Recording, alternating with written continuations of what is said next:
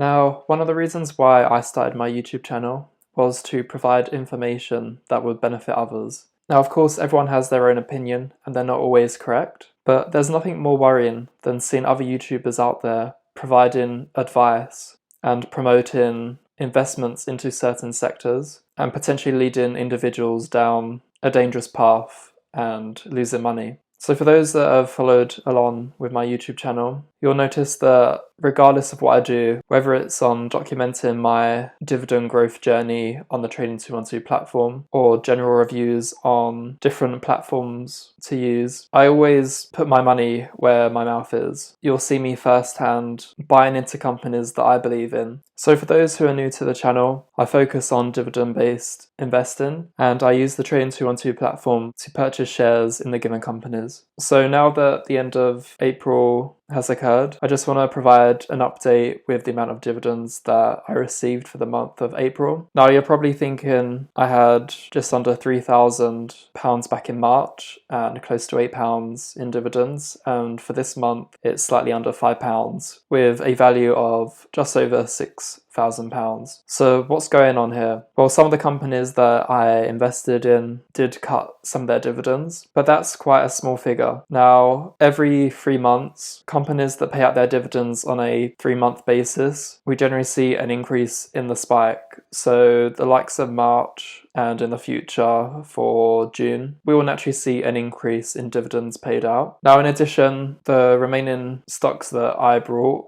with the additional money, those dividends have not been paid out yet. So we will notice an increase in May going forwards. So that leads me on to the main part of this video. And so I want to share my views about investing in the oil industry. Now, last week, one of the largest oil contracts in the US, the numbers reached negative values for the first time ever. So an oil futures contract simply means that a buyer will hand over their money and the seller will provide them with oil. But due to the coronavirus, due to airlines being grounded, the demand for oil has been reduced. Now at the same time, the supply, so the likes of Shell, the likes of BP, and of course the US companies out there, they are still pumping out oil at a very fast rate. So what's happening is that we have a large amount of oil supply and very little demand for the actual oil. Now what happens is companies will have barrels that they can store the oil, but those barrels are being filled up as well. So when we think about oil being pumped from the sea level to then being transferred into barrel containers, there's still an excess supply of oil that cannot be shifted to the consumers. And although this is a very simplistic understanding of the oil industry, what happened was for sellers to take the oil off of their hands, they were paying individuals to take that oil off of them. So this news article is all to do with oil futures contracts. Now, as investors, we are not purchasing any oil, but what we can do is invest in specific companies. So on the screen here I have Shell, another example is BP. So as an investor, we want to ask ourselves, are these types of industries sustainable? Are they companies that we want to give over our money and be owners of these companies? Now, one can argue that the likes of BP and Shell, they invest a percentage into renewable energies. Now, for me, that is a positive, but at the same time, over 90% of the money generated is still being reinvested into finding new oil sites to dig a well and pump the oil out. So with that understanding and with current market conditions, let's take a look at Shell. So I have the Seeking Alpha website up, and if we take a look at the dividend scorecard,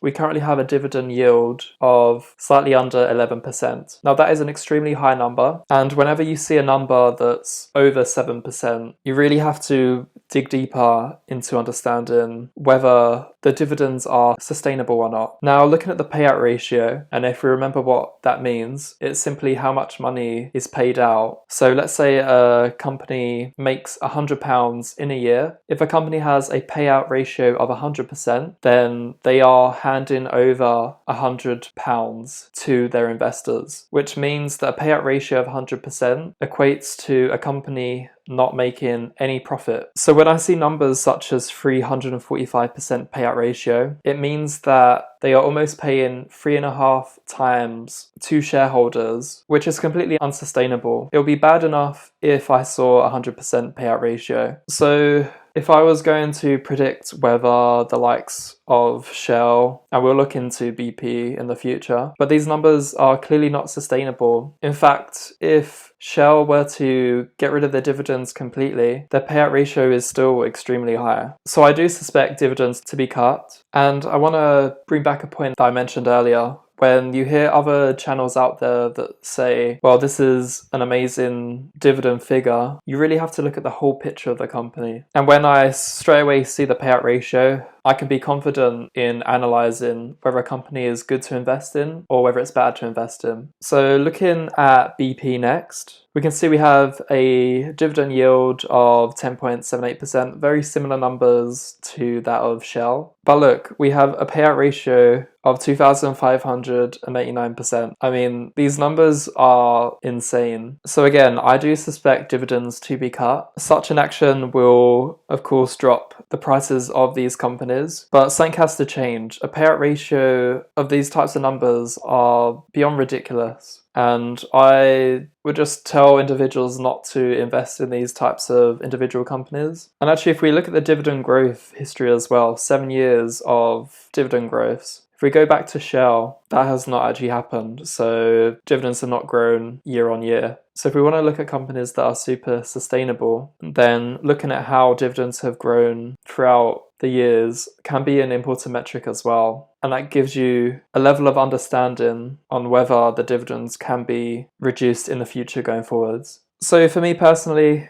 although when we look at the face value and the underlying stock price of some of these companies, we can see that they are pretty low, but I focus on dividend-based investments. I'm not that interested into the capital gains. And even if I was, a current price of £14 with an upside of £23 is not too exciting anyway. So I'll be staying clear of these types of oil companies. In the future, if I notice that more money is being spent on renewables, and if there's a reduction in pumping out oil, then I can always revisit these companies. But in terms of the ethics of investing as well, it doesn't excite me when companies are using a scarce resource. We really want to look at companies that are sustainable, that are going to be around for the next 100 or 1,000 years going forwards. And eventually, once we have enough energy in the likes of wind, solar, nuclear energy,